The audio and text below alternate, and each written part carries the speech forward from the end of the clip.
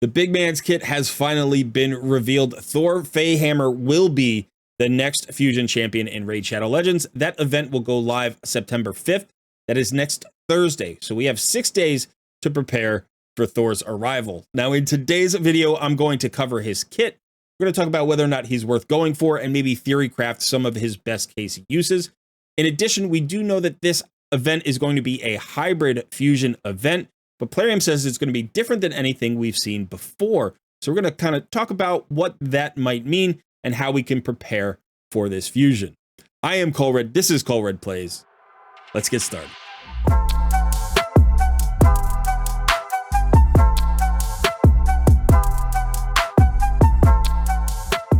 We are coming up on a major milestone here at Colred Plays Raid Shadow Legends. As you can see from our main YouTube page, the subscriber count currently stands at 9.19 thousand subscribers.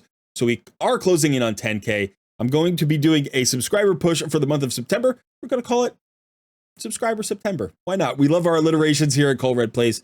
So if you can please help me out. First of all, everybody smash that like button for this video. But second of all, if you haven't subscribed to the channel, please consider subscribing and helping me reach that 10K mark. Thanks so much to everybody for all of your support. Now let's get back to the video. Okay, so here he is. Finally, we've been waiting for this one, right? Because the other Asgardian Champions kits have all been well known for some time, and this was the big mystery, and today we finally get to see what Thor is all about. Now, let me start with a couple of things. First of all, I think he's very cool looking. I like the fact that this is a different vision for Thor than we've seen from like the Marvel movies, right? It should be distinct. It should be its own thing. I like the aesthetic. I think he's a very cool looking champ. So that's a positive right away. However, I was very disappointed to see that he is an attack-based nuker, magic affinity. This is well-covered territory. First of all, I don't love attack-based nukers as fusions. I think nukers are a dime a dozen, and we have tons of these, especially recently. We just had Score at Half Spawn last month as the fusion. He was an attack-based nuker and magic affinity. We all just got Ninja for free as a free login champion. I was very happy that they brought Ninja back, but he is also a magic affinity attack-based nuker. This is well-covered territory. I really wish, first of all, that they had chosen, like, I get it. He's attack because he's strong. He's magic because it's Asgard. Like, I get it.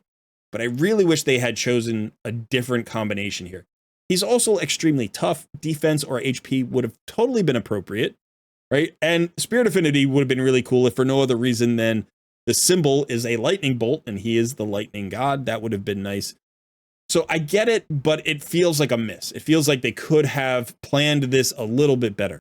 That being said, if his kit is good and his multipliers are good, we haven't had a really strong damage dealer as a fusion champion since Newt, and that was like 13 months ago or 14 months ago. So potentially, if the kit is right and the multipliers are right, this might be a very, very good damage dealer. I certainly hope so.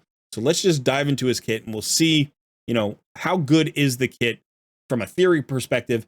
And then we'll have to wait to hear about the multipliers once the other content creators who are in the content creator program actually get Thor on the test server and can try him out. So the A1 here attacks one enemy 2 times, has a 20% chance of repeating the attack. Each hit decreases the target's turn meter by 10%. So this is a 20% turn meter reduction.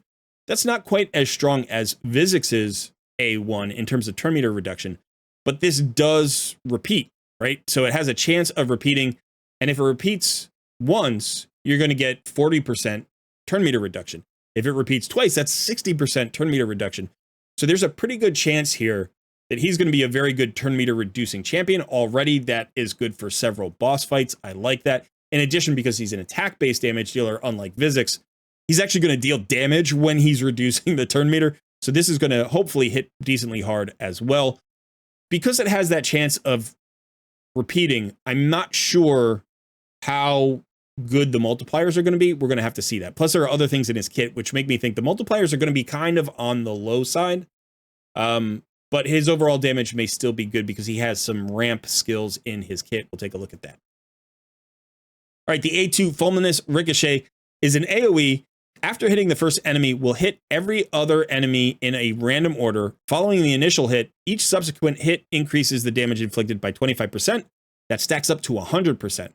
This will ignore block damage and unkillable buffs. The effect does not work against bosses. So first of all, I'm pretty sure that the effect where it does not work against bosses is the block damage and unkillable, right? I'm pretty sure the multiple hits where it's going to hit everybody, it'll still hit the boss. So the hit should still hit bosses, but the ignore block damage and unkillable buffs, I'm pretty sure that's what's not going to work against bosses, which obviously means that the Odin fight that is currently, the event dungeons going on, he can't ignore Odin's block damage. That's basically why I think it's here.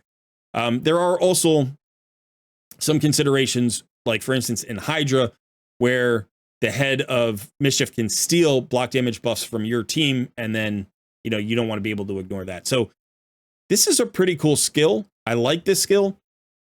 It's especially interesting for Spider, hard mode Spider, because this will hit 11 enemies. Now, it only stacks up to 100% extra damage, but that means after the first 3 enemies, he's going to be hitting very hard. He's going to be an extra 100% damage, not 100% increased attack, 100% damage. That means it's also multiplying his crit damage. So this could be an incredibly hard-hitting skill. Now, we'll have to see whether it's coded as single target hits or as AoE hits, because if you're going to use it in PvP, there are, like Stalwart gear can reduce AoE damage. We don't know whether that would apply to this skill or not. We'll have to see that once he gets into the game. Now, if we look at the A3 Hammer of Heaven, this is also an AoE. It attacks all enemies. Before attacking, places an increased attack buff and an increased crit damage buff on this champion for 2 turns.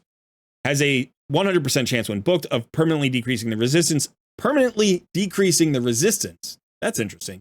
Of each enemy by 10% up to 50%.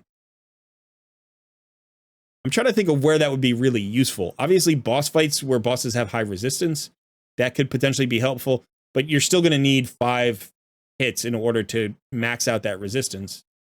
Okay. Also has a 100% chance of placing a decreased speed debuff on all enemies for 2 turns. So already we're thinking about Hydra, right? Reducing resistance can be nice in Hydra.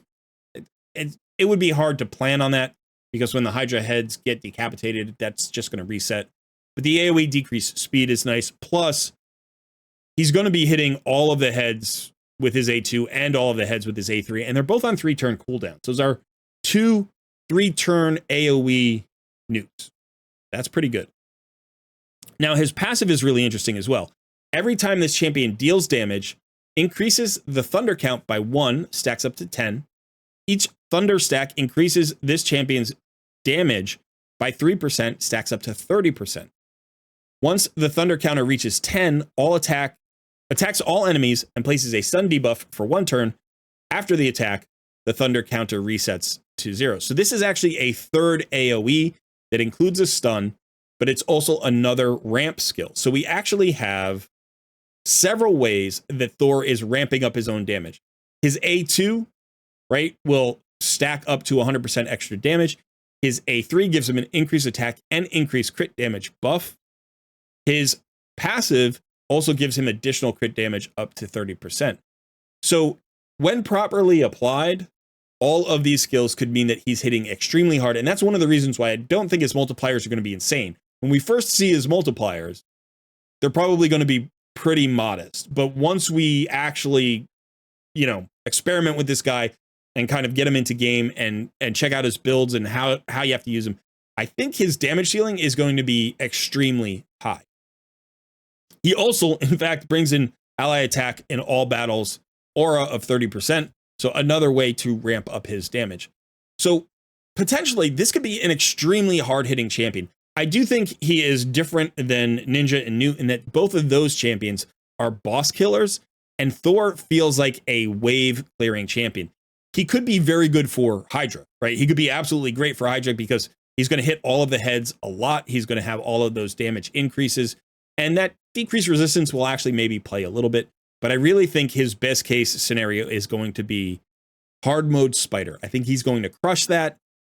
I don't know if he can solo it, but potentially he's going to be part of a duo that could do that relatively quickly, right? If you can set him up with like a Lydia or something who gives a weaken and a decreased defense, he could just end up nuking out waves really quickly. Or maybe, using like a Yumiko or a Kaimar to reset his ability and then just two-shotting the boss, right? Like doing it once and then letting the spiderlings respawn and then doing it again and just wiping out hard mode spider. Now, he's also interesting in PvP. I'm not sure exactly how good he's going to be in PvP. Decreasing resistance in PvP could be valuable, but it kind of ramps up slowly. The decreased speed is okay in PvP, but obviously the Sky Rupture passive, right? Getting to 10 stacks and then attacking all enemies again and doing a stun. But here's the thing. His stun and his decreased speed are the only things that really take accuracy. And he's probably going to be best built in something like a Relentless set, right? Because you're going to want to stack up both his A2 and his passive really quickly. So you're going to want ally attackers with him, right? Get that A1 firing a lot. You're going to want ally attackers with him. You're going to want a Relentless set on him. You need a ton of damage. You need accuracy to land his debuffs. So it feels like he's going to be extremely stat hungry. It's going to be hard to get him into Relentless and hit the stats that you want. If you put him into something like Savage, then you definitely need to use him with either reset champions or ally attackers, or maybe counterattack champions. Like getting that counterattack off might help. Because that Thunder counter will stack every time this champion deals damage. So his A1 could potentially stack it very fast, right? Because he gets 2 hits and it could potentially repeat multiple times. So if you use that with counterattacks or ally attacks, that could ramp up the Sky Rupture pretty quickly. So right now I'm thinking Spider, Hydra, PvP. But any wave content could work. He could be great in Doom Tower. He could be absolutely fantastic in Faction Crypts. He could work in Centranos in a lot of places as well. So this is a really interesting kit. And again, we're going to have to see how hard he hits. Basically, the harder he hits, the better he's going to be because his kit is interesting enough. But I will say that if you're thinking, should I go for this champion? If you need wave clear help, yes. If you need an arena nuker, probably yes, right? Because that A3 is probably going to hit really, really hard. So I do think he's very good. And if you're in the mid game, I wouldn't let him slide. Like if this is going to be your first fusion or your second fusion, I wouldn't let him slide by and just say, yeah, he's trash. I don't need him. However, if you're tight on resources and you say to yourself, well, I just, scored half spawn last month and I've got Ninja, I've got this well-covered territory. I think, yeah, you could actually pass on Thor Feyhammer, which is, I don't like saying that because this should have been a can't miss opportunity, right? Plarium should have built this guy in such a way that every single player in the game would say absolutely 100% must get fusion. And it's just not the case. It's just not the case. Like he's cool. He's got a cool kit. I think he could be S tier or maybe even God tier if we get the right, multipliers and we figure him out. But honestly, he covers well-covered territory again. And that's just the downside of Thor Feyhammer here. So I'm going to, let me know in the comments below. Are you interested in him? Are you going to be going after? Do you think he's a must fuse? Do you think I'm just going to get him because he could be great? Or are you going to say, you know what, maybe I'm going to pass on this because it's just well-trod territory? And I expect some people are going to skip him. Some people are going to skip him. I'm certainly not going to, not only because he's Thor and I like Thor and Thor is cool, but I think that potentially there's going to be some fun stuff that we can do with him down the road. So now, a quick note about the actual fusion that we're seeing. This is going to be a hybrid fusion, but supposedly it's a different hybrid type of fusion than we've ever seen before. Now, this is the Incarnate Fusion event calendar. This was one of the last this was one of the last hybrid fusion events that we had. So this was back in June, just a couple of months ago. And as you can see, there were 450 fragments available for the epic champion. So in this case, what we're going to have to do is collect fragments for the epics and then fuse the epics, get them up to 5-star, and then fuse them all into the legendary Thor. So as you can see, there is not an extra epic here. There are 50 extra fragments. You need 400 fragments, 100 per champion. And there were 450. And the extras were here in this extra summon rush. Now, I really hated this fusion event. I did not like the way they laid this out. I did actually skip this fusion. I've skipped a few of the fusions recently because of baby stuff. But yeah, so I didn't like the way that this laid out, especially because the first summon rush, we didn't know what the second summon rush was going to look like. And the first summon rush hit us on day 2.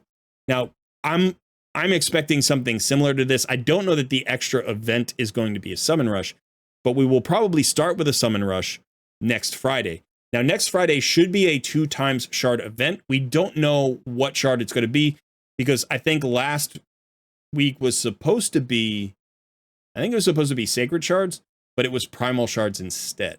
So we might get sacred shards next week, or they might, mix it up. It might be voids. We don't know.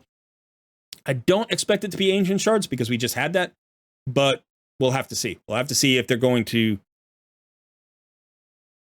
fold in the sacred shard that they skipped, or if they're just going to skip that sacred shard and go right to void shards. So I expect, there's going to be a 2 times during that summon rush. Usually it's a summon rush in the first half and a champion chase in the second half. It's very rarely reversed, but that could happen. I don't expect that to happen. So we'll have to wait and see once the fusion event calendar is launched. However, what I will say is there are a ton of progressive events that have been going on, a bunch of other reasons to pull shards. And I would highly recommend that if you want to go for Thor, you hold on to your shards this weekend. Don't spend them during this progressive. And, at least we have 6 days so you can build your ancient shard count back up. And hopefully we'll have enough to get this done. In addition, one thing to think about is we don't know what the epic champion is going to be. It's probably going to be a new epic champion. It's really rare. Like, I don't think they've done an in-game epic in a really long time. They used to do that like 3-4 years ago with fusions. But I think it's going to be a new epic. So we don't know how good the epic's going to be. That may be a consolation prize for some people who can't go for the full Thor fusion. You might be able to get 1 or 2 copies of the epic. In addition, we don't know what affinity the epic is going to be. So sometimes during these hybrid events, you can get lucky. And during a summon rush or a champion chase, you're pulling shards and you can actually pull a copy of the epic, thereby making the fusion event a lot easier. So it's harder for most people than a normal fusion, but like a fragment fusion, but it's easier for people who get lucky and actually pull that epic champion.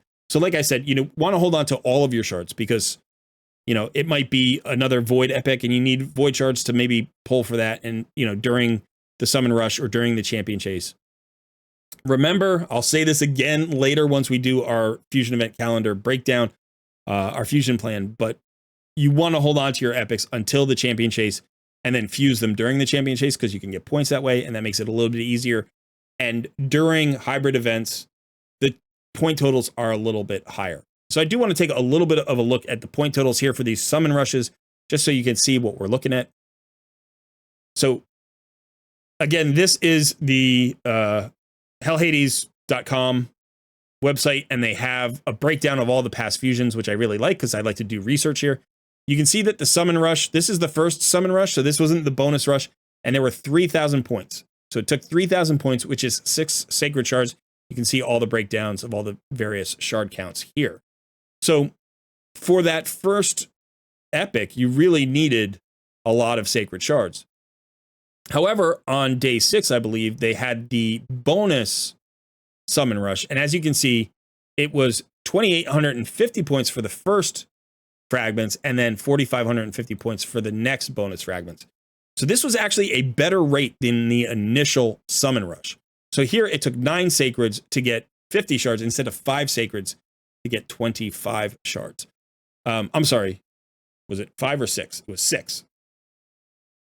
So for 50% more shards, you were getting 100% more fragments. So it was a lot better on the bonus summon rush. And we might see this same thing happen. So definitely watch this channel for our fusion plan. When the fusion calendar launches, we'll talk about all of that. But also just start saving shards now, whether that's sacred shards or ancient shards or void shards, everything. Save all your shards. Don't be caught, wasting all these shards during the progressives. Unless you're just skipping Thor. You're like, you know what? He's not that exciting. I want to go for Duchess today. So we're going to do the progressive instead. I understand. That's totally up to you. But again, if you are thinking about the fusion, save hard. Save hard. Don't get distracted. Okay, so finally, I just want to talk about the fact that Plarium says that this will be different than any fusion event that we've seen in the past, although it will be familiar. And I think it's going to be familiar because it will be that hybrid event that we were just talking about. So we know what the format's going to be. We know how the mechanics of it work. But I think the reason it's going to be different is because we can expect the event dungeon to be included in the mix. So the actual distribution of events and tournaments that we are very familiar with, I think that's going to be disrupted. I don't know if we're just going to have one event dungeon tournament and then they need to drop out one event or tournament that we typically have. Maybe they'll drop out a champion training or an artifact enhancement. Maybe. I doubt it. They could drop out the champion chase. They've done that in the past. That's happened once before. Or we may actually get multiple event dungeon tournaments, which would be kind of interesting. Like maybe they'll do one as a tournament, one as an event, or they'll do, I don't know, maybe they'll mix it up with dungeon divers. So we'll have to see. But obviously, we typically only have the 4 dungeon tournaments, right? We have Ice Golem, Spider's Den, Dragon's Lair, and Fire Knight's Castle. And now they have to work in the event dungeon somehow. I absolutely expect it to be part of the fusion. So that is something that we have to consider. But we're not going to know exactly how it plays out until, again, we get that fusion event calendar. So I'll be updating you once we see that calendar. Okay, that is it for me today. Thanks for hanging out. I have been Cole Red, and I will see you in another video soon.